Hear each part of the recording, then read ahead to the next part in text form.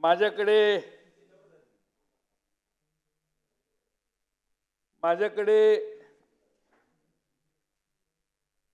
आशिष शेलारना काहीतरी हे ओळखीचं वाटत असेल, तुम्हाला दिसलं नाही तरी चालेल, त्यांना दिसलं, त्यांनी मान हलवली ना. त्यामुळे अध्यक्ष महोदय, हे संकल्प पत्र विधानसभा निवडणूक 2019 पुन्हा आणूया आपले सरकार भारतीय जनता पार्टीचं आहे. अर्थसंकल्प मांडणाऱ्यांच्याकडे दुसऱ्या 2 पक्षांनी आपले जाहीरनामे पाठवायचे असतात.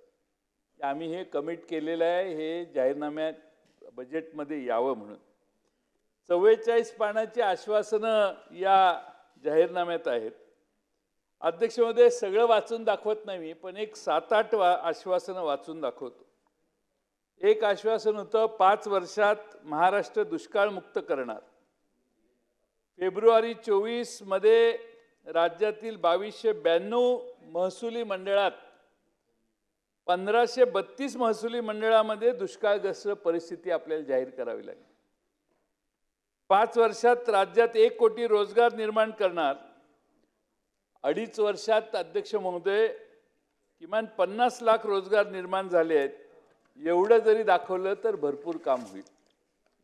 महात्मा फुले, सावित्रीदेवी फुले, स्वातंत्र्यवीर सावरकर यांना भारतरत्न मिळवून देणार.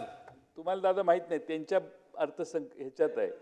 आपण एकत्रित होतो त्यावेळी त्यांचं जे काय ते जाहीरनामा होता, मिळवून देणार एकत्रित.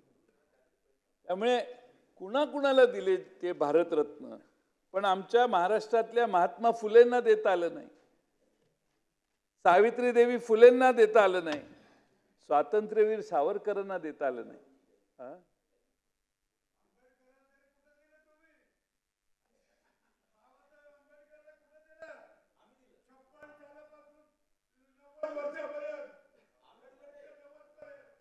एका ठराविक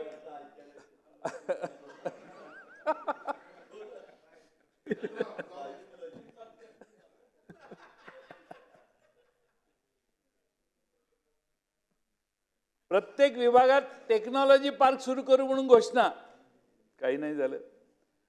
नागपूर मुंबई बुलेट ट्रेन करणार सांगितलं, इकडे दुसरी बुलेट ट्रेन यायला लागली, पण इकडची बुलेट ट्रेन आपली सुरू नाही.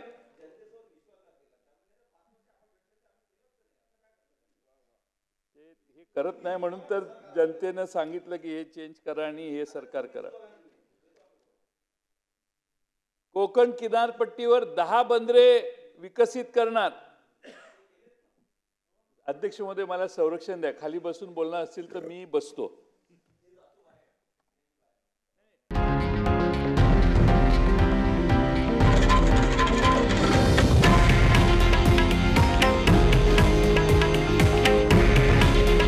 हे आहे देशातील नंबर 1 न्यूज नेटवर्क आणि आपण पाहत आहात TV9 मराठी. काळजी तुमची, हित महाराष्ट्राचं.